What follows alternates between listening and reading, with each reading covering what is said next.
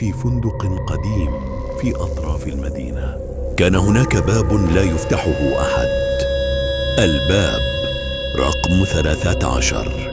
كل النزلاء يطلبون تغيير الغرفة إذا حصلوا عليها. السبب: في كل ليلة عند الساعة 13 فجراً يسمع طرق خفيف على الباب.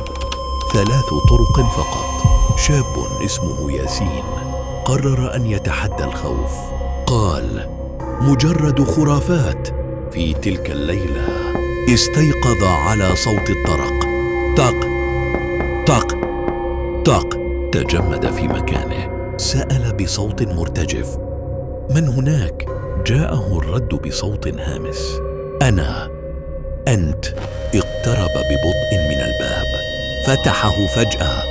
لم يكن هناك أحد، لكن عندما عاد لينظر إلى المرآة لم يجد انعكاسه، والأغرب المرآة أظهرت شخصاً يقف خلفه يبتسم. النهاية المفتوحة. هل كان الباب يفتح على عالم آخر؟ أم أن الغرفة تختار ضحيتها كل مرة؟